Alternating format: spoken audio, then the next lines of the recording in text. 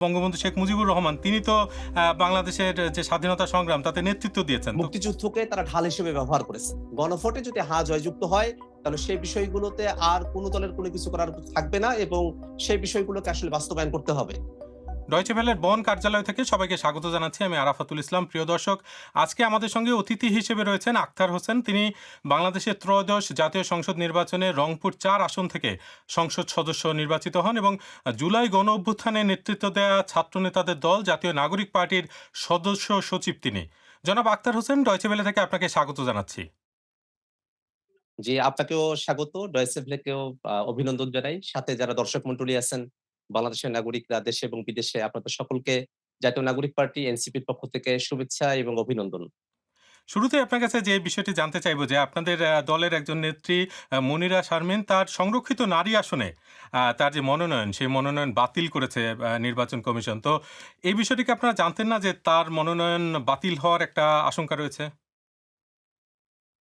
এটা আইনগত টেকনিক্যালিটিস এর প্রশ্ন এবং আ সেই টেকনিক্যালিটিস এর পক্ষে এবং বিপক্ষে নানা ধরনের যুক্তি রয়েছে। এই কারণে এটা শতভাগ নিশ্চয়তার সাথে সেটা আ বলার সুযোগটা এখনো পর্যন্ত আইনগত জায়গা থেকে নেই।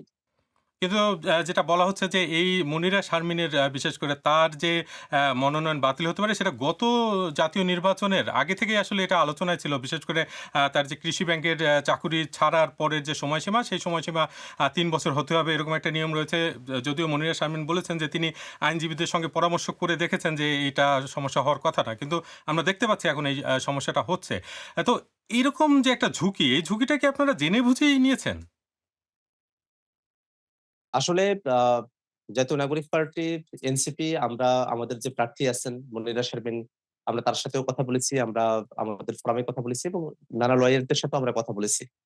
ভোটের উপরে যে বিষয়টি যে এটি এনসিপির যে ৬ জন এমপি আমরা আছি, তাদের থেকে বরাদ্দ হওয়া যে সংরক্ষিত আসন, সে আসনের জন্য আমরা তাকে প্রথমত নমিনেট করি এবং তিনি আ কৃষি ব্যাংকে ছিলেন। সেখানে প্রবেশনারি আকারেই তিনি দীর্ঘ সময় ধরে তিনি কাজ করেছেন। দীর্ঘ সময়টাও আসলে আ ১-১.৫ বছরের মতো একটা সময়কাল আরকি।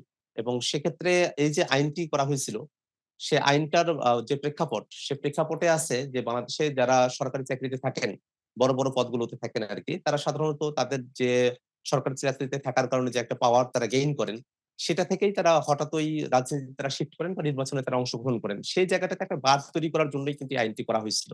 সে আইনের মধ্যে যে আ যুক্তিগুলো আছে, সে যুক্তিতে এই যে আ যারা একেবারে অধস্তন কর্মকর্তা যারা থাকেন আরকি, তাদের জন্য এই আইনটা কতটুকু প্রযোজ্য হতে পারে বা না পারে, সে বিষয়গুলো নিয়ে এক ধরনের আইনি জটিলতার জায়গা ছিল। সে কারণেই আমরা মনিরা শারমিনের যে ফর্ম আছে সেটা আমরা সাবমিট করেছি যেটা একটা আইনি কোয়েশ্চেন এর ব্যাপার আছে। সেটাকে আসলে শতভাগ নিশ্চয়তার আগে থেকেই বলার কোন সুযোগ সে জায়গাটাতে ছিল না এবং আমাদের আরো একজন প্রার্থী আছেন। এটা খুবই ইন্টারেস্টিং যে আপনি যেটা বললেন যে যেমন নুসরাত তাবাসসুমের ক্ষেত্রে বলা হয়েছে তিনি নির্ধারিত সময়ের ১৯ মিনিট পর তার মনোনয়ন নিয়ে গিয়েছেন ফলে সেটাও গ্রহণ করা হয়নি। তো এই জায়গাটাতে আমি একটু জানতে চাই বিশেষ করে মানে অনেকের মধ্যে এই প্রশ্নটা আছে যে আ যদি কোনো কারণে তারা মনোনয়ন না পান শেষ পর্যন্ত বাতিল হয় সেক্ষেত্রে এই যে আসনটি যেটি এনসিপি পেয়েছে এই আসনটি কি হবে? মানে সেক্ষেত্রে এটি কি আবার বিএনপি নিয়ে নেবে বা আসলে তারপরের প্রক্রিয়াটা কি? আসলে সংরক্ষিত নারী আসনের জন্য যে আইনটি আছে, সে আইনের ২৭ নম্বর ধারার মধ্যে বলা আছে যে যদি কোন কারণে আসনটি শূন্য হয়ে যায়, তাহলে যে আ সদস্যরা বা যে দলের পক্ষ থেকে সে আসনটি ছিল, তাদের কাছেই সেটা আবার রিশিডিউল হয়ে যাওয়ার কথা আছে। কিন্তু এই আইনের দূরবর্তী কিছু ব্যাখ্যা যেটা আ অনেকেই প্রদান করছেন যে এটা ৩০০ জনের মধ্যে ওপেন হয়ে যেতে পারে। এই ধরনের কথা অনেকে বলছেন। কিন্তু বাস্তবতা হলো যে আ আমাদের মনিরা শারমিন তিনি একটা আইনি লড়াইয়ের মধ্যে আছেন। আমাদের নুসরাত তাবাসসুম তিনি মাত্র ১৯ মিনিট বিলম্বে তিনি এই নমিনেশন ফর্মটি তিনি জমা করেছেন এবং আপনারা জানেন যে ঢাকা শহর একটা জ্যামের শহর। এখানে সঠিক সময়ে এক স্থান থেকে আরেক স্থানে যাওয়াটা সম্ভবপর হয়ে ওঠে না। যদিও আ নির্বাচন কমিশন তারা অ্যা একটা বাতিল করেছে এবং একটার ক্ষেত্রে তারা এটাকে আ তাদের যে টাইম বারের কথা বলছেন যে ১৯ মিনিট বিলম্বে জমা দেওয়ার কারণে। সে কারণে তারা এটাকে বিবেচনার আওতায় তারা নিয়ে আসেন নাই। আমরা আশা করি যে আমরা যখন হায়ার কোর্টে যাব, হায়ার কোর্টে যাওয়ার পরে হায়ার কোর্ট এই বিষয়গুলোতে তাদের মতামতগুলো জানবেন এবং এই ২ টা বিষয়ে আমরা একটা আইনি লড়াইয়ের মধ্যে আছি এবং আমরা আশাবাদী যে কোর্ট এই আইনি লড়াইয়ের জায়গাটাতে তারা যুক্তিসঙ্গত জায়গা থেকেই তারা সিদ্ধান্ত গ্রহণ করবেন। এই জায়গাটাতে একটু একটা বিষয় জানার আগ্রহ আমার আসলে। যে এই যে সংরক্ষিত নারী আসন নিয়ে আসলে এত আলোচনা, এত বিতর্ক দেখা যায় না সাধারণত। কারণ সেটা তো নির্ধারিত থাকে এবং দলগুলো জানে যে আমরা এতজন প্রার্থী দেব এবং তারা মনোনীত হবেন এবং সংসদে যাবেন।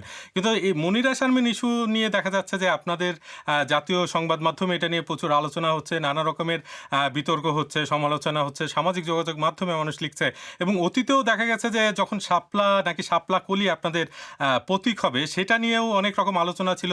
আ আ নির্বাচন কমিশন আপনাদেরকে শাপলা কলি দিতে চাচ্ছিল। আপনারা বলছিলেন যে, "না, আপনারা শাপলা না হলে নিবেন না" এবং এক পর্যায়ে গিয়ে আপনারা শাপলা কলিতে রাজি হলেন। তখন কিছু মানুষের এই একটা মন্তব্য ছিল যে, আসলে এই ধরনের আলোচনা বিতর্ক আপনারা আপনাদের রাজনৈতিক দলের প্রচারের কারণে করেন। তো মনিরা শারমিনের ক্ষেত্রেও বিষয়টা কি এরকম যে, আপনারা আসলে জানেন যে শেষ পর্যন্ত যদি মনিরা শারমিন নাও হয় আপনারা আরেকজনকে নিতে পারবেন। কিন্তু এই যে বিতর্কটা হলো, এই যে আলোচনাটা হলো এর মাধ্যমে আপনার দলের প্রচারণা বেশ খানিকটা বাড়ল। বিষয়টা কি এরকম? জাতীয় নাগরিক পার্টিকে নিয়ে জনমানুষের মধ্যে আলোচনা, আগ্রহ একেবারে শুরুর সময় থেকেই আছে। বিশেষত বাংলাদেশে ৫ আগস্ট পরবর্তী যে বাস্তবতা, সেখানে যারা জাতীয় নাগরিক পার্টি এনসিপি নেতৃত্বে আছেন, তারা বাংলাদেশের জনগণের একটা দৃষ্টির কেন্দ্রবিন্দুতে তারা আছেন। জাতীয় নাগরিক পার্টি আমরা যখন আমাদের পার্টির কার্যক্রমটা নতুন করে শুরু করি, সে সময়টাতে অনেকে ভেবেছিল যে আমরা আসলে নিবন্ধনের জন্য যতটুকু শর্ত পূরণ করা প্রয়োজন। অর্থাৎ আ আ জেলা কমিটিগুলো দেওয়া, উপজেলা পর্যায়ে কমিটি দেওয়া এবং সেখানে ২০০ জন করে সদস্য এবং তাদের এই তালিকা, তাদের ভোটার আইডি কার্ড সেগুলো জমা করা। এই বড় কর্মযজ্ঞ হয়তো এনসিপি সম্পাদন করতে পারবে না। কিন্তু জাতীয় নাগরিক পার্টির প্রতি মানুষের যে আগ্রহের জায়গাটি আছে, সেই আগ্রহের জায়গা থেকেই আমরা কিন্তু নির্বাচন কমিশনের নিবন্ধনের জন্য যে শর্তাবলীগুলো আছে, সেগুলো পুঙ্খানুপুঙ্খরূপে আমরা পালন করতে পেরেছি। আমরা তার মধ্য দিয়ে নিবন্ধন আমরা পেয়েছি এবং আমাদের প্রতীকের বিষয়টি যখন আসলো, আমরা শাপলা চেয়েছিলাম এবং কমিশন কোনভাবেই শাপলা তারা দেওয়ার পক্ষপাতী ছিল না। শাপলার সাথে সঙ্গতিপূর্ণ কোন কিছুই তারা প্রদান করবেন না। সে সময়টাতে আমাদের আইনি যে যুক্তিগুলো আছে, সেগুলো আমরা তখন প্রদান করেছিলাম। যে শাপলা যে প্রতীক, এটাকে জাতীয় প্রতীকের সঙ্গে যখন মিলিয়ে ফেলা হয়েছিল, শাপলা তো আ জাস্ট যে ফুল এবং জাতীয় প্রতীকে তো আরো অনেকগুলো বিষয় রয়েছে। এখানে ধানের শীষ রয়েছে, সেখানে তারকা রয়েছে, সেখানে পাটপাতা রয়েছে। এই যে এবং পানির যে ঢেউ রয়েছে, এটা পুরোটা মিলিয়ে এটা একটা জাতীয় প্রতীক আরকি। কিন্তু শুধু শাপলাকেই জাতীয় প্রতীকের অংশ বলার যে জায়গাটি ছিল, সেখানে আমরা আইনি ব্যাখ্যাগুলো সেখানে উপস্থাপন করেছিলাম। শেষ মুহূর্তে গিয়ে আ নির্বাচন কমিশন তারা আমাদেরকে শাপলাকলি প্রতীক দিয়েছে। মোটের উপরে জাতীয় নাগরিক পার্টি এনসিপি সবসময়ই জনগণের একটা আলোচনার কেন্দ্রবিন্দুতে আছে। এই বিষয়ে আমরা আসবো। আমি একটু আমরা YouTube এ একটি জরিপ করেছিলাম। আপনার এই যে ইন্টারভিউ নিবো আমরা সাক্ষাৎকার তার আগে সেখানে প্রশ্ন ছিল যে, "প্রিয় দর্শক, সংসদ নির্বাচনে প্রাপ্ত ভোটের সংখ্যানুপাতে কি উচ্চকক্ষ গঠন করা উচিত?" তো দেখা যাচ্ছে যে ৭৬% দর্শক মনে করেন যে এভাবে গঠন করা উচিত। আপনি বিষয়টি কিভাবে দেখছেন? আমরা দীর্ঘ সময় ধরে এই দাবি জানিয়ে এসেছি যে বাংলাদেশের যে উচ্চকক্ষের বাস্তবতা সেটা হতে হবে যে ভোট আছে সে ভোটের পিয়ার অনুযায়ী। কিন্তু বিএনপি বরাবরই এটা বলে এসেছে যে তারা এটা সংসদের নিম্নকক্ষের যে সিট যেটা আ অলরেডি সংসদ সদস্য নির্বাচিত হয়ে এসেছেন, যে দল যে পরিমাণ সিট পেয়েছে সেই অনুপাতে উচ্চকক্ষের সিটের বন্টনটা করা হবে। তো এখানে একটা টেকনিক্যালিটিস এর বিষয় আছে যে আমরা উচ্চকক্ষেও যখন ধারণাটা এখানে আসে, তার সাথে সংবিধান সংশোধনীর একটা সম্পর্ক রেখেই উচ্চকক্ষের ধারণাটা এখানে এসেছিল। অর্থাৎ বাংলাদেশে আমরা দেখেছি অতীতে যারা সরকার গঠন করেছে, যারাই 2/3 মেজরিটি পেয়েছে, তারা আসলে 2/3 মেজরিটির বলে তাদের মতো করে তারা সংবিধানকে সংশোধন করেছিল। এটা বিএনপির ক্ষেত্রেও সত্য, আওয়ামী লীগের ক্ষেত্রেও তো মানে দিবালোকের মতো এটা স্পষ্ট গত ১৭ টা বছরে। আওয়ামী লীগ 2/3 মেজরিটির বলে তাদের মতো করে কাটছাঁট করে সংবিধানটাকে তাদের মতো করে ফেলেছিল এবং বিএনপিও ২০০১ থেকে ৬ সময়টাতে তাদের 2/3 মেজরিটি থাকার কারণে বিচারপতিদের বয়স ৬৫ থেকে ৬৭ করেছিল যাতে কে এম হাসানকে তাদের দলের মনমতো লোক তারা তত্ত্বাবধায়ক সরকারের প্রধান উপদেষ্টা করতে পারেন। এই বাস্তবতার কারণে যে উচ্চকক্ষের ধারণা এলো যে উচ্চকক্ষ এমন একটা বডি হবে যেখানে ভোটের পিয়ার অনুযায়ী সেখানে দলগুলো তাদের প্রতিনিধি পাঠাবে এবং যখন সংবিধান সংশোধনের বিষয়টা আসবে তখন নিম্নকক্ষে যদি এটা 2/3 মেজরিটিতে পাসও হয়, উচ্চকক্ষে এটা সিম্পল মেজরিটিতে পাস হতে হবে। এখন যদি যারা যে দলটা 2/3 মেজরিটি অলরেডি নিম্নকক্ষে পেয়েছে তারা যদি ওই 2/3 এর অনুপাতে উচ্চকক্ষে যদি আসন পায়, তাহলে তো উচ্চকক্ষেও তাদের 2/3 মেজরিটি থাকবে। এবং যার কারণে যে সংবিধান সংশোধনের ক্ষেত্রে উচ্চকক্ষের যে একটা ক্ষমতা ছিল, সেটা কিন্তু আসলে এপ্লাই করা সম্ভবপর হবে না। বরং বিএনপি এখন উচ্চকক্ষেও যে নিম্নকক্ষের অনুপাতে তারা চান, এটার মধ্য দিয়ে সেটাকে একটা রিহ্যাবিলিটেশন সেন্টার তারা করতে চান। অর্থাৎ তাদের মধ্যে আ যে দলের যারা নেতারা আছেন, যারা বঞ্চিত হয়েছেন বা নানা কিছু হয়েছেন, তাদেরকে তারা নিয়ে এসে একটা অকার্যকর উচ্চকক্ষ, যে উচ্চকক্ষের কোনো সংবিধানের ক্ষেত্রে সংশোধনের ক্ষেত্রে কোনো ক্ষমতা থাকবে না। কোনো বিষয়েই তার কোনো সেইং থাকবে না। তারা এটা তো একটা শুধুমাত্র বড় একটা প্রশ্ন যে আসলে রিহ্যাবিলিটেশন সেন্টার এরকম যারা একটা সেটা করতে চান আরকি। এরকম একটা উচ্চকক্ষ কেন করা হবে সেটা একটা বড় প্রশ্ন অবশ্যই। কিন্তু আমি যে জায়গাটাতে একটু জানতে চাচ্ছি যে জাতীয় ঐক্যমত্য কমিশন যেটা অন্তর্বর্তী সরকারের সময় বেশ কয়েক মাস কাজ করেছে, তার মধ্যে অন্যতম একজন সদস্য ছিলেন আপনি। আপনি নিয়মিত সেখানে গিয়েছেন। তো এই যে ঐক্যমত্য কমিশনে আপনাদের এত আলোচনা, সেই আলোচনায় আপনারা এই বিষয়গুলো শেষ পর্যন্ত সুরাহা করতে পারেননি? ঐক্যমত্য কমিশনে আমরা দীর্ঘ সময় ধরে প্রায় ৩০ টির উপরে রাজনৈতিক দল আমরা সেখানে আলাপ আলোচনা করেছি এবং ভোটের উপরে প্রত্যেকটা ইস্যু নিয়ে ঐক্যমত্য কমিশন তারা তাদের প্রস্তাবনাগুলো দিয়েছে। সে প্রস্তাবনাগুলো হাউসে এসেছে। প্রত্যেকটা দল সেখানে আলাপ আলোচনা করেছে। আমি একটা উদাহরণ দিতে চাই যে ঐক্যমত্য কমিশন তারা প্রস্তাবনা দিয়েছিল যে বাংলাদেশে একটা এনসিসি গঠন করা হোক। অর্থাৎ একটা জাতীয় সাংবিধানিক কাউন্সিল যার আসলে অনেকগুলো ফাংশনালিটিস থাকবে। তো বিএনপির তরফ থেকে এনসিসির ব্যাপারে আপত্তি দেয়া হলো। তখন এই এনসিসি থেকে বেরিয়ে এসে এটাকে একটা নিয়োগ বোর্ড আকারে, একটা সার্চ বডি আকারে এটাকে প্রেজেন্ট করা হলো আরকি। এবং এই যে একটা ডেভেলপমেন্ট ঐক্যমত্য কমিশনের, তার মধ্য দিয়ে কিন্তু শেষ পর্যন্ত এই জায়গায় এলো যে নির্বাচন কমিশন বা দুদক বা যে সাংবিধানিক প্রতিষ্ঠানগুলো আছে, সেখানে নিয়োগ করার জন্য একটা সর্বদলীয় একটা সার্চ কমিটি বা একটা বডি থাকবে আরকি। যারা আসলে এই নিয়োগের কাজগুলো সম্পাদন করবে। অর্থাৎ ঐক্যমত্য কমিশনে কিন্তু আমরা একটা দীর্ঘ আলোচনার মধ্য দিয়ে গেছি। কিন্তু বাস্তবতাটা হলো যে বিএনপি তারা ঐকমত্য কমিশনে তারা সংস্কারের যে মূল প্রস্তাবনাগুলো আছে, তার বাইরে গিয়ে তারা অবস্থান গ্রহণ করতেন। এবং সর্বশেষ যখন সকলের মধ্যেই আলোচনাটা হলো যে ধরনের প্রস্তাবনাই এখানে দিয়েছে কিনা, আমরা এটাকে গণভোটে দেই এবং গণভোটে যদি জনগণ হায়ের পক্ষে অবস্থান গ্রহণ করে, তাহলে জনগণের যে হায়ের প্রতি সমর্থন সেটাই সবথেকে চূড়ান্ত বিষয় হবে। যেটা বিএনপির বর্তমানে যিনি স্বরাষ্ট্রমন্ত্রী আছেন সালাউদ্দিন আহমেদ, তার বক্তব্যেও আপনারা জানবেন। যে তিনিও বলেছেন যে গণভোটে যদি জনগণ হায়ের পক্ষে ভোট দেয়, তাহলে সেই বিষয়টাই সবথেকে চূড়ান্ত বিষয় হয়ে দাঁড়াবে। এবং যখন আমরা সবগুলো বিষয় নিয়ে আলোচনা করেছি, আলোচনা করার পরে সিদ্ধান্তে এসেছি এবং সেই সিদ্ধান্ত বাস্তবায়ন করার জন্য গণভোটের ফর্মুলা পর্যন্ত এসেছে। সেই গণভোট পাস হয়ে যাওয়ার পরে এখন বিএনপি একেবারে শুরুর দিনে শপথ গ্রহণের দিনই তারা সংবিধান সংস্কার পরিষদের শপথটা তারা গ্রহণ করলেন না। অর্থাৎ বিএনপি চায় তারা তাদের মতো করে রাষ্ট্র ক্ষমতাকে তারা পরিচালনা করবে তার মানে আপনি বলতে এবং চাচ্ছেন যে যে সংস্কার প্রস্তাবনাগুলো নিয়ে আসা নির্বাচনের আগ পর্যন্ত গণভোটে যে ফলাফল হয়েছে, মানে গণভোটে তো মানে গণভোটের যে ৪ টা পয়েন্ট সেখানে তো এই বিষয়টা এসেছে যে এই গণভোটের পর তো আসলে নোট অফ ডিসেন্ট থাকছে না। মানে রাজনৈতিক দলগুলো যে না। নোট অফ ডিসেন্ট দিয়েছে জুলাই জাতীয় সনদে, সেখানে জ জ মানে যাতে না থাকে নোট অফ ডিসেন্ট, সেজন্য এই গণভোট, তাই তো? মোটের উপরে আমরা তো অনেকগুলো প্রস্তাবনা নিয়ে আলোচনা করেছি এবং আপনি খেয়াল করে দেখবেন যে গণভোটের যে ৪ টি প্রশ্ন সেখানে কয়েকটি ধাপ এখানে বর্ণনা করা হয়েছে। সেখানে কয়েকটা বিষয় আছে যেমন তত্ত্বাবধায়ক সরকারের যে নতুন ফর্মুলা বা সাংবিধানিক প্রতিষ্ঠানগুলোতে যে নিয়োগ এবং উচ্চকক্ষ এটা যে পিআর এর ভিত্তিতে হবে। এই কয়েকটা বিষয়কে একেবারে সুনির্দিষ্ট করা হয়েছে প্রশ্নের মধ্যে।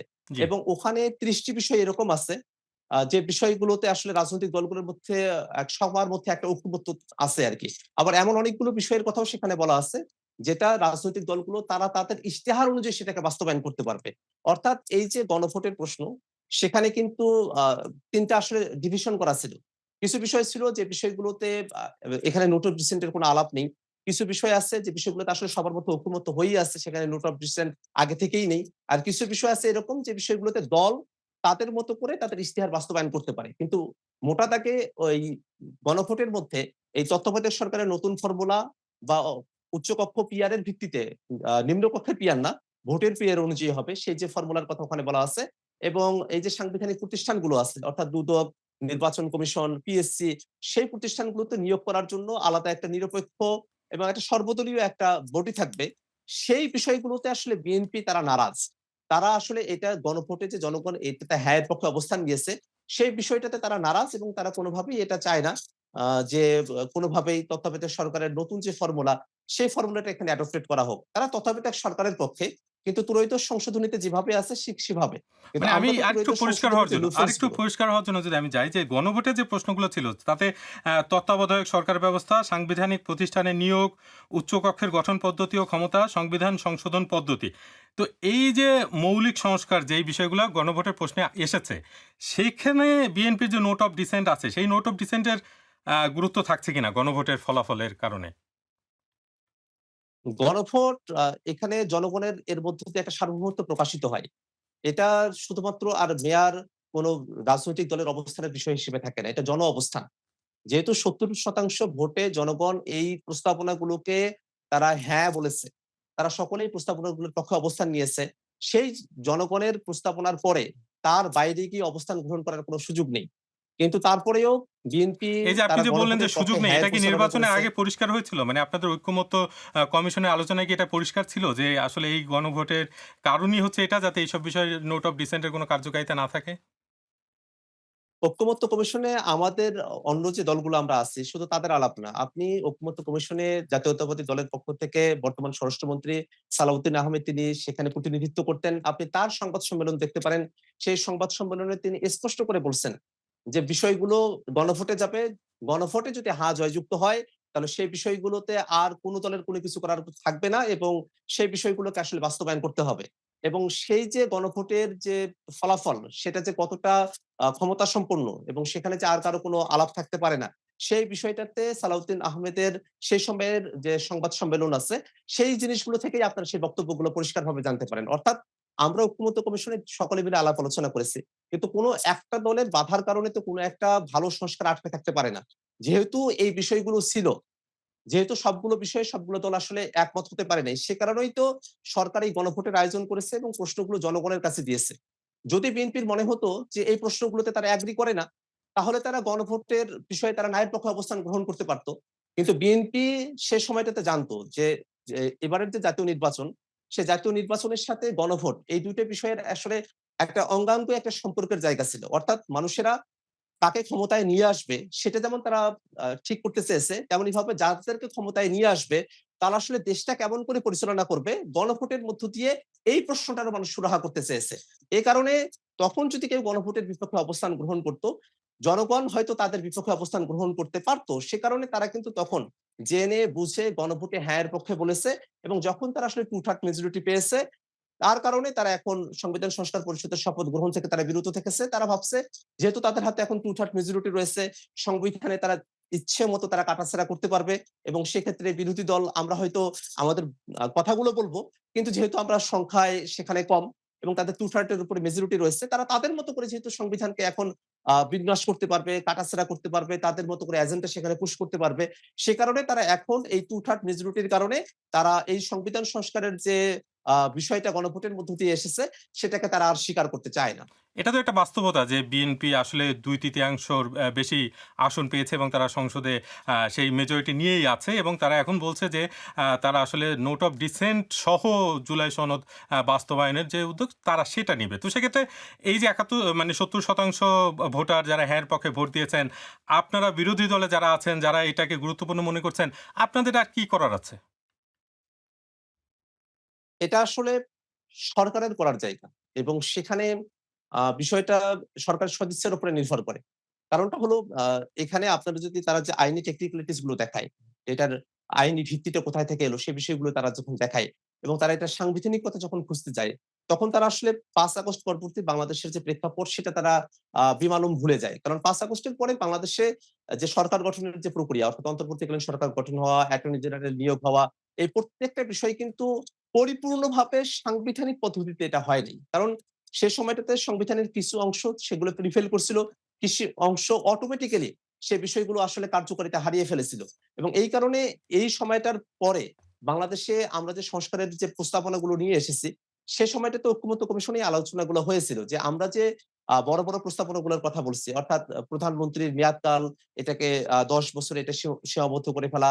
তারপর ৭০ অনুচ্ছেদের ক্ষেত্রে একটা বড় ধরনের পরিবর্তন নিয়ে আসা অর্থাৎ অর্থ বিল এবং আ আ যে আস্থা ভোট সেটা ব্যতি রেখে আ সংসদ সদস্যরা যারা আছে তারা তাদের মতো করে স্বাধীনভাবে তারা ভোট প্রদান করতে পারবে। উচ্চ কক্ষের গঠন বা আমাদের যে হায়ার জুডিশিয়ারি আছে, হাইকোর্ট তার বেঞ্চগুলোকে বিভাগীয় শহর পর্যন্ত নিয়ে যাওয়া এবং এই যে তত্ত্বাবধায়ক সরকারের নতুন ফর্মুলা এবং আরো এমন অনেকগুলো বিষয় আমরা সংবিধানের সাথে সম্পর্কিত যেগুলো আমরা সংস্কার করতে চেয়েছি, সেটা আসলে বিদ্যমান সংবিধানের মৌলিক যে কাঠামো সেটার সাথে সঙ্গতিপূর্ণ হবে না এবং সেটা কোর্টে চ্যালেঞ্জ হতে পারে।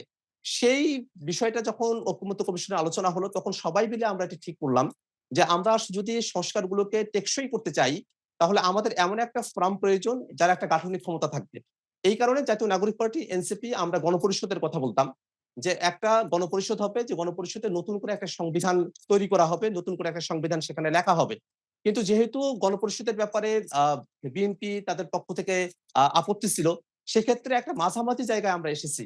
যে বিএনপি বলতো যে এগুলোকে সংসদের মধ্য দিয়ে করবে।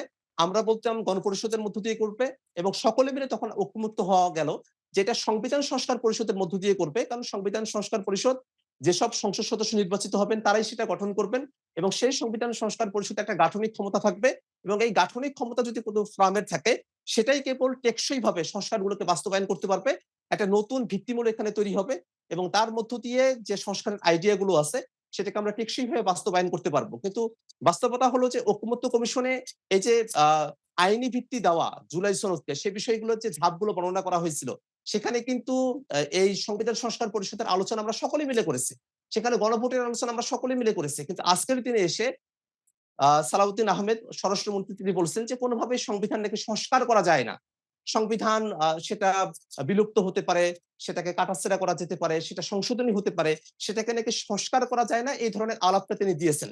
এবার দর্শকদের একটি প্রশ্ন নেই। আমার প্রশ্ন হচ্ছে গণঅভ্যুত্থানের পরপর আক্তার ভাইদের কেন রাজনৈতিক দল করে সংসদে যেতে হয়েছে? তারা কি অন্য কোনোভাবে বাংলাদেশের পাশে থাকতে পারতো না? আসলে আসিফ মাহমুদ ভাই তিনি যে প্রশ্নটি করেছেন তার অন্তর্নিহিত জায়গাটাকে যদি আমরা দেখি যে বাংলাদেশের মানুষেরা তারা আসলে রাজনীতি বা রাজনৈতিক যে দলগুলো আছে তাদের মধ্যে এক ধরনের বীতশ্রদ্ধ ভাব আছে যে রাজনীতি সেটা যেন বা ভালো বিষয় নয়। এর মধ্য দিয়ে কেন আমাদেরকে জড়াতে হবে? এই ধরনের একটা পরিবেশ বাংলাদেশের রাজনৈতিক দলগুলো তাদের অতীতের যে কর্মকাণ্ড তার কারণেই এইরকম একটা ধারণা অনেকের মধ্যে তৈরি হয়েছে। এই জায়গা থেকেও কিন্তু এই ধরনের একটা প্রশ্ন এখানে আসে। কিন্তু একটা জিনিস আমাদের মাথায় রাখা প্রয়োজন যে আপনি রাষ্ট্র কাঠামোর আপনি যা কিছুই দেখেন, জনজীবনের আমরা যা কিছুই আমরা দেখি না কেন, প্রত্যেকটা বিষয় কিন্তু রাজনীতির মধ্য দিয়েই সেটা নির্ধারিত হয়। রাজনীতি থেকে কিন্তু বাংলাদেশের কোনো কিছুই বিচ্ছিন্ন না। এই যে আজকে কৃষকেরা, তারা যে তাদের ফসলের ন্যায্য মূল্য পায় না, এটার সাথেও রাজনীতি ওতপ্রোতভাবে জড়িত। বাংলাদেশের শিক্ষার্থীরা তারা কি শিখবে, কি না শিখবে, কিভাবে কর্মসংস্থান হবে, দেশ কিভাবে পরিচালিত হবে, আইন শৃঙ্খলা, বিচার বিভাগ কিভাবে চলবে, এই প্রত্যেকটা বিষয়ে কিন্তু রাজনীতির মধ্য দিয়েই একটা সমাধানে আমাদেরকে পৌঁছাতে হয়। আমরা যারা জাতীয় নাগরিক পার্টিতে আছি, আমরা অনেক আগে থেকেই আমাদের অনেকেই যারা আ রাজনৈতিক এক্টিভিস্টদের সঙ্গে আমরা জড়িত আছি। যারা শীর্ষ নেতৃত্বে আছেন তাদের অনেকেই আমরা একসাথে ক্যাম্পাস জীবনে গণতান্ত্রিক ছাত্র শক্তি করেছি। তার আগে ডাকসু কেন্দ্রিক আমাদের কিছু অ্যাক্টিভিজম ছিল এবং সর্বক্ষণেই আমরা এটা দেখেছি যে বাংলাদেশের যে জনজীবনের যে পরিস্থিতি এটার সাথে রাজনীতির একটা ওতপ্রোত সম্পর্ক আছে। আমরা যখন রাজনীতিতে নিজেদেরকে সম্পৃক্ত করার চিন্তা করেছি আমাদের বিশ্ববিদ্যালয় জীবনে, তারপরে আমরা ৫ আগস্টের পরে বাংলাদেশে একটা রাজনৈতিক ভেকুম এখানে তৈরি হয়েছে। আমরা দেখেছি যে রাজনৈতিক দলগুলো আছে তারা গতানুগতিক প্রক্রিয়ার মধ্য দিয়েই তাদের রাজনীতিতে তারা ফাংশন করছেন।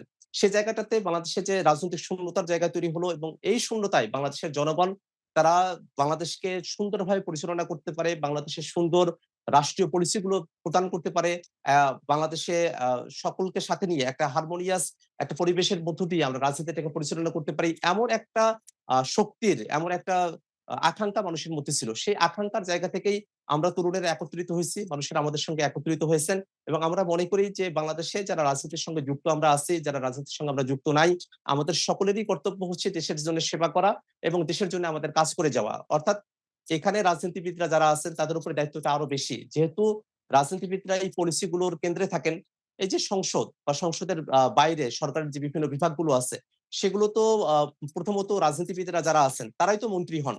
তারাই তো আসলে এই মন্ত্রণালয়গুলোর পলিসি গুলো তারা ঠিক করেন। সেই জায়গাগুলোতে কিভাবে আমরা জনগণের যে বক্তব্য সেটাকে রাজনৈতিকভাবে উপস্থাপন করতে পারি, সেটাই আমাদের লক্ষ্যের জায়গা। আমরা মনে করি যে রাজনীতি শুধু ব্যক্তির স্বার্থে নয়, রাজনীতি অবশ্যই জনগণের যে বক্তব্য সেটা সঠিকভাবে জনগণের হয়ে উপস্থাপন করতে পারা এবং বাস্তবায়ন করতে নিয়ে আসতে পারাটাই রাজনীতির মূল লক্ষ্য এবং সেই লক্ষ্যের জন্যই আমরা আসলে এনসিপি গঠন করেছি এবং আমাদের লক্ষ্যের দিকে আমরা অগ্রসর হচ্ছি।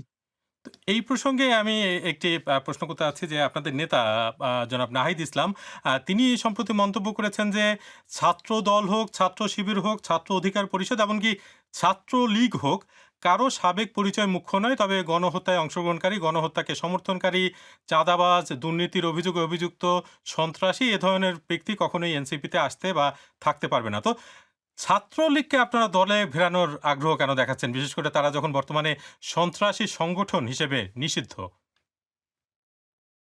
ছাত্রলীগ এবং আওয়ামী লীগের ব্যাপারে আমাদের দলীয় যে অবস্থান, সে অবস্থান থেকে আমরা কখনোই সরে আসবো না। কারণ এই দলগতভাবে আওয়ামী লীগ এবং ছাত্রলীগ তারা বাংলাদেশে একটা ত্রাসের পরিবেশ তৈরি করেছিল, মানবতা বিরোধী অপরাধ করেছে, গুম করেছে, খুন করেছে, বাংলাদেশে ফ্যাসিবাদ তারা তৈরি করেছে, বাংলাদেশের যারা শিক্ষার্থীরা আছে তাদের উপরে তারা জুলুম করেছে, নিপীড়ন করেছে এবং নানাভাবে বাংলাদেশের অর্থগুলো তারা লুপাট করেছে এবং কোনোভাবেই এরকম একটা গণহত্যাকারী এবং যারা ২৪-এর অভ্যুত্থানের সময়টাতে বাংলাদেশের মানুষকে পুড়িয়ে মেরেছে, গুলি করে মেরেছে, পিটিয়ে মেরেছে এবং হাজার মানুষকে তারা খুন করেছে। সেই দল এবং তাদের যারা দোসর আছে তারা বাংলাদেশে তাদের নামের বাংলাদেশে রাজনীতি করবে। এটা বাংলাদেশের জনগণ এটাকে কখনো গ্রহণ করবে না। এখন প্রশ্ন হলো যে যারা এই অভ্যুত্থানের সময়ের আগে যারা হয়তো ছাত্রলীগে ছিলেন কিন্তু তাদের ব্যক্তিগতভাবে তারা কোনো অপরাধের সঙ্গে যুক্ত নন এবং এই ছাত্রলীগের অনেকেই আছেন যারা ওই জুলাইয়ের প্রেক্ষাপটে অর্থাৎ ১৭ জুলাই বা ১৬ জুলাই এই সময়গুলোতে যারা পদত্যাগ করেছেন ছাত্রলীগ থেকে এমন অনেকেই আছেন। যারা ছাত্রলীগ থেকে তখন পদত্যাগ করেছেন এবং অভ্যুত্থানের পক্ষে অবস্থান নিয়েছেন। যারা অভ্যুত্থানের পক্ষে অবস্থান নিয়েছেন তাদের ব্যাপারেই কিন্তু বলেছেন নাহিদ ইসলাম যে এটা সাবেক পরিচয়টা এখানে ম্যাটার করে না। কারণ আমরা আমাদের সমন্বয়কদের মধ্যেই অনেককে দেখেছি যারা হয়তো আগে ছাত্রলীগের যে রাজনীতি তার সাথে যুক্ত ছিলেন কিন্তু যখন আন্দোলনের প্রেক্ষাপট সেই আন্দোলনের প্রেক্ষাপটে তারা জনগণের পক্ষে তাদের অবস্থানটাকে তারা ব্যক্ত করেছেন। এটা সামগ্রিকভাবে যারা নিরপরাধ আছেন এবং যারা অভ্যুত্থানের পক্ষে অবস্থান নিয়েছিলেন তাদের ক্ষেত্রে সাবেক পরিচয়টা ম্যাটার করবে না। কিন্তু আপনাদের এই বক্তব্যের পরে তো এই বিষয়টাও তো সামনে আসছে যে কারণ আ আপনি যা বললেন এবং যে আলোচনাটা আছে যে ছাত্রলীগ বা আওয়ামী লীগের সবাই তো এরকম মানে যেসব অভিযোগ তার সঙ্গে সম্পৃক্ত ছিলেন না। এবং যেহেতু তারা অনেকেই আছেন যারা এর মধ্যে ছিলেন না, ফলে সামগ্রিকভাবে ছাত্রলীগ বা আওয়ামী লীগকে নিষিদ্ধ করার মধ্য দিয়ে যারা এইসব উদ্যোগে মানে সম্পৃক্ত ছিলেন না বা কোনো রকমের অভিযোগ যাদের বিরুদ্ধে নেয় তাদেরকেও তো নিষিদ্ধ করে দেওয়া হলো।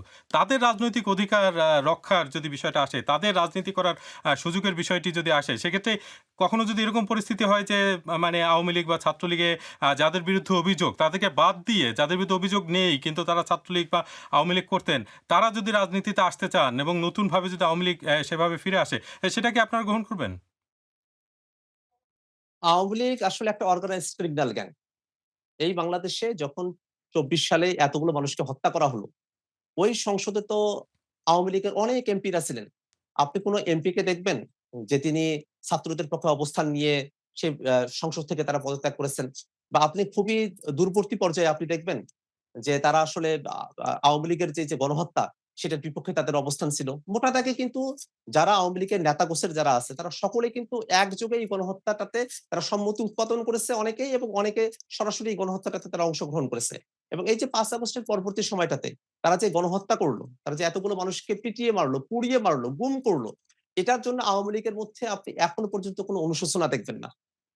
রাজনীতি করার অধিকার তার থাকে যারা গণতান্ত্রিক পদ্ধতিতে নিজের সংগঠন এবং দেশকে তারা পরিচালনা করতে চায়। কিন্তু আওয়ামী লীগের ব্যাপারটা হলো তারা বাংলাদেশে ২ বার তারা ফ্যাসিবাদ কায়েম করেছে। তারা একবার বাকশাল কায়েম করেছে, আরেকবার যখন ২০০৯ তারা ক্ষমতায় আসতে পেরেছে তখন বাংলাদেশে তারা ফ্যাসিবাদ কায়েম করেছে। সেই কিন্তু জায়গা এটাও তো থেকেই একটা আওয়ামী বাস্তবতা। লীগের অনেক বাংলাদেশে সমর্থক যে হয়তো আছেন। বাংলাদেশে যে মুক্তিযুদ্ধ, স্বাধীনতা সংগ্রাম, সেখানে তো আওয়ামী লীগের অবদান অনেক। আ আ বঙ্গবন্ধু শেখ মুজিবুর রহমান তিনি তো বাংলাদেশের যে স্বাধীনতা সংগ্রাম তাতে নেতৃত্ব দিয়েছেন। তো ফলে আমরা যদি শুধু একটা দিকে বলি, এই দিকটাও তো আসলে তখন মানে আলোচনা থেকে বাইরে চলে যাচ্ছে না? আওয়ামী লীগ ৭১ পরবর্তী যত অপরাধ করেছে সবগুলোতে আপনি এখন যে বক্তব্য দিলেন এমন করেই মুক্তিযুদ্ধকে তারা ঢাল হিসেবে ব্যবহার করেছে। যখন শেখ মুজিবুর রহমান তিনি দেশ পরিচালনা করছিলেন তখনকার তো প্রেক্ষাপটগুলো আছেই।